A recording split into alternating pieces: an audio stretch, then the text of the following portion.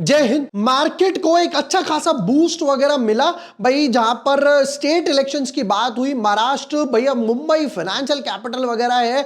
BJP ने मिलकर भैया अपना निकाल लिया। एक नाथ शिंदे हो गए, फिर उसके बाद फडणवीस वगैरह हो गए, जिससे मार्केट को एक अच्छा खासा बूस्ट मिल गया और निफ्टी भी गैप अप हुई, बैंक निफ्टी गैप अप हुई और सस्टेन करने का कहीं ना कहीं ट्राई कर रही है। इस बीच में एक आईपीओ है जो कल क्लोज होने वाला है, इन्वायरो इंफ्रा करके। इसके डिटेल्ड एनालिसिस मैं ऑलरेडी डाल चुका हूं। अब लोगों का ये आया, क्या इसमें और लिस्टिंग गेन बढ़ाए जा सकते हैं? क्या मैं फुल फोर्स से लगा सकता हूं या कम एप्लीकेशन लगाऊं कि भाई मार्केट वापस ये गैप अप हुआ है, रिट्रेस करने आ जाएगा? तो इसका फाइनल वर्डिक्ट क्या है?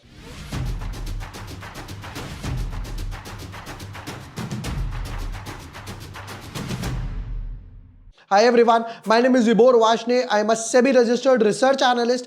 आज के वीडियो में हम फाइनल वर्डिक्ट देखेंगे इन्वायरो इंफ्रा का, कि लास्ट मूवमेंट कॉल क्या लेना है, क्या एप्लीकेशन बढ़ानी है या अपनी एप्लीकेशंस को वापस लेना है। आज की वीडियो में हम क्रक्स ट्रस्ट की बात करेंगे, मतलब ऊपर ऊपर से मोटा मोटा आईपीओ देखेंगे। डिटेल्ड एनालिसिस हम नहीं करने वाले हैं। मुझे पता है लोगों को लंबी वीडियो वो 18-20 मिनट की देखना पसंद भी नहीं है, तो 5-7 मिनट के 8 मिनट के आसपास वीडियो बना लेते हैं। But yes, before moving ahead, अगर अभी तक आपने चैनल सब्सक्राइब नहीं किया है या न्यू यूजर हो, subscribe the channel, press the bell icon. Breakout stock हम लोगों ने यहां पर डिस्कस किया था, फिर उसके बाद C2C हो गया, अडानी स्टॉक्स हो गया, लिम्बोसेक हो गया। ये वो वीडियो था इन्वायरो इंफ्रा का, मैंने 4-5 दिन पहले डाला था। बट अब 1-1.5 दिन रह गया इसके क्लोज होने में, तो इसका फाइनल वर्डिक्ट क्या है वो हम लोग क्विकली देख लेते हैं।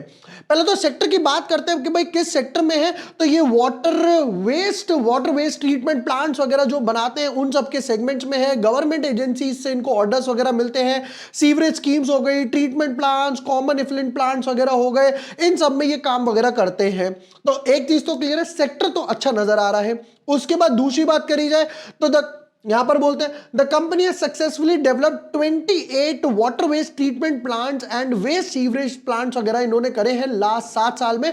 तो on an average 28 divided by 7 यानी कि 4, यानी एक साल में 4 करते हैं, तो मोटा मोटा हर क्वार्टर में एक ऑन एन एवरेज कंप्लीट वगैरह कर देते हैं।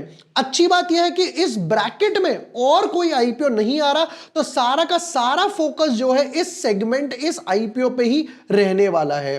ठीक है, नेक्स्ट पार्ट पर देख लेते हैं जरा, और एक बार प्राइस बैंड और वैल्यूएशंस पे नजर मारेंगे जरा।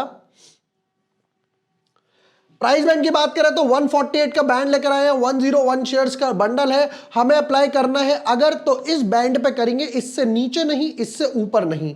कंपनी कहती है कि मुझे 650 करोड़ रुपए चाहिए, जिसमें से 88% जो है वो मैं पैसा कंपनी में डालूंगी, यानी फ्रेश इशू है, और बाकी सिर्फ 12% के आसपास ही जो है वो कहां पर है, वो ऑफर फॉर सेल है। दैट्स अ गुड पॉजिटिव कि मेजॉरिटी पैसा जो है कंपनी में जाएगा और कंपनी उसको यूटिलाइज करेगी। नेक्स्ट पार्ट पर आते हैं, तो यहां पर इन्होंने कैटेगरी वाइज बता रखा है भैया। एंकर इन्वेस्टर को 30% हो गया, QIB को 20% के आसपास हो गया, फिर उसके बाद HNI कैटेगरी का यहां पर दे दिया, रिटेल का 35% के आसपास दे दिया, और यहां पर इन्होंने ये भी दे दिया कि एम्प्लॉय वगैरह को भी हमने 1 लाख शेयर्स वगैरह इशू किए हैं। चलिए नेक्स्ट पार्ट पर समझते हैं जरा। एंकर इन्वेस्टर का कोटा था 194, और 194 यानी फुल इन्होंने सब्सक्राइब कर लिया है। ठीक है, नेक्स्ट पार्ट फाइनेंशियल्स पे आ जाते हैं डायरेक्टली, कि फाइनेंशियल्स क्या बोलते हैं और कंपनी अभी तक सब्सक्रिप्शन क्या हुआ वो भी हम यहां पे नजर मारेंगे। फाइनेंशियल्स की बात करें, फुल ईयर, हाफ ईयर भी नहीं है, हाफ का हाफ है तो मल्टीप्लाई बाय 4 कर देंगे, एक क्वार्टर है। एसेट्स 148, डबल से भी ज्यादा हो गए, 348, 761, 812। तो एक चीज तो क्लियर है, एसेट्स में अच्छी खासी ग्रोथ है। रेवेन्यू 225 करोड़, 50-60% बढ़ के हो गया 341, यहां से डबल हो गया 738, और अभी है 207।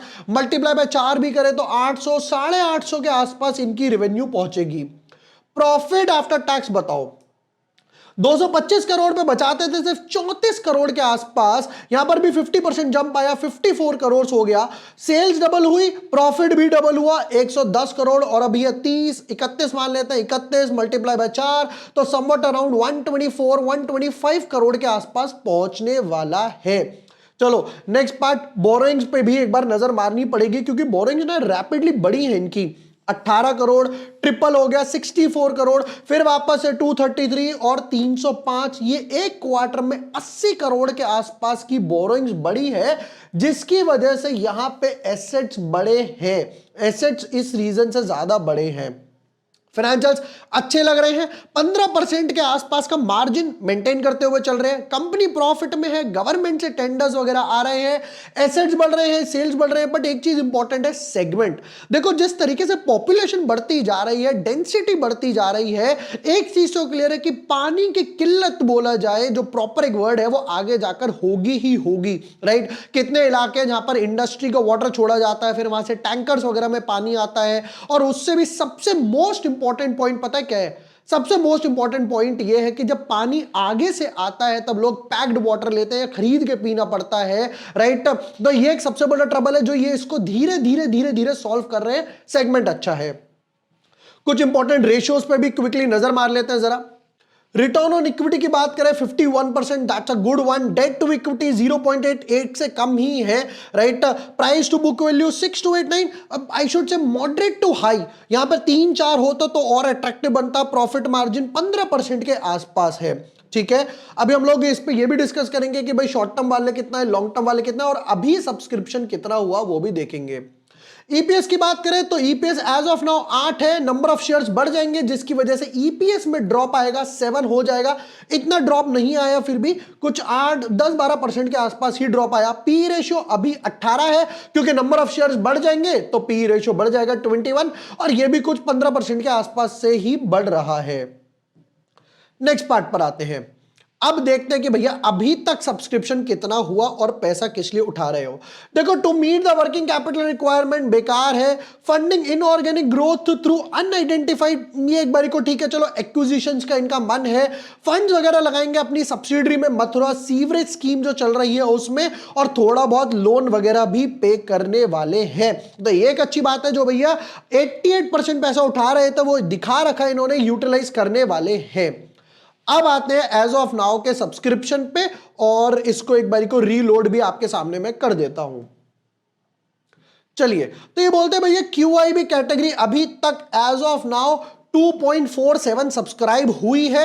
एचएनआई कैटेगरी की बात करें तो ओवरऑल 22-23% सब्सक्राइब हुई। रिटेल वाले थोड़ा सा पीछे चल रहे हैं, 6.76। एम्प्लॉय 10 टाइम्स और ओवरऑल 9 टाइम्स के आसपास अभी तक बना हुआ है। फाइनल वर्डिक्ट पे आ जाते हैं क्विकली, और सब्सक्रिप्शन के लिस्टिंग गेन वगैरह कितने होंगे वो भी एक बारी को देख लेते हैं।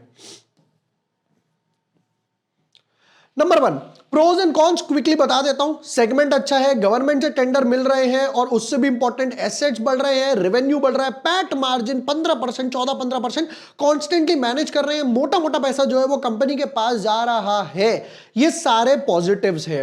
एक आधा नेगेटिव जो नजर आया कि बोरोइंग्स बढ़ रही है, बट ये बोल रहे हैं कि भाई हम बोरोइंग्स वगैरह रिड्यूस करेंगे, तो हो सकता है 1-2 साल में वगैरह निकल जाए। नंबर 1, शॉर्ट टर्म वाले डेफिनेटली अप्लाई कर सकते हैं। लॉन्ग टर्म वाले भी डेफिनेटली अप्लाई कर सकते हैं। और आईपीओ के बाद भी कई लोग पता है क्या करते हैं, 75-80% लोग लिस्टिंग गेन मिला, भैया हो गया अपना धनिया मिर्च निकल जाओ। बहुत से लोग ऐसे होते हैं कि भैया हम लॉन्ग टर्म के लिए रखेंगे। कई लोगों ने आईआरईडी होल्ड कर रखा है, मेरे पास पर्सनली अभी तक आईआरईडी है, मैं आराम से होल्ड करके बैठा हुआ हूं। मिल गया था, टाटा टेक मिला था, होल्ड करके बैठे, बजाज हाउसिंग फाइनेंस है, राइट। तो कई लोग होते हैं जो लॉन्ग टर्म वाले हैं। अगर आप लॉन्ग टर्म के लिए भी होल्ड करना चाहें, बिंदास होल्ड कर सकते हो। सेगमेंट अच्छा नजर आ रहा है, फाइनेंशियल पॉजिटिव है, ये सारी अच्छी चीजें हैं। अब आता हूं ओवर सब्सक्रिप्शन पे और लिस्टिंग गेन पे। लास्ट वीडियो जो वहां पर बनाया था, वहां पर हम एक्सपेक्ट कर रहे थे 20 टाइम्स के आसपास ओवर सब्सक्रिप्शन आएगा, 20 टाइम्स प्लस आएगा। 9 टाइम्स ऑलरेडी हो चुका, मार्केट प्लस है, 1-1.5 दिन अभी बचा हुआ है। यहां पर जो मैं एक्सपेक्ट करूंगा 30 टाइम्स प्लस, मतलब बढ़ा रहा हूं, 30 टाइम्स प्लस ओवर सब्सक्रिप्शन आने वाला है। लिस्टिंग गेन लास्ट टाइम जो हमने एक्सपेक्ट करे थे 15 से 20% के आसपास थे, अभी जो रहेगा 20-25% लिस्टिंग गेन के आसपास रहने वाला है, क्योंकि मार्केट पॉजिटिव है, मार्केट को बूस्ट मिला है।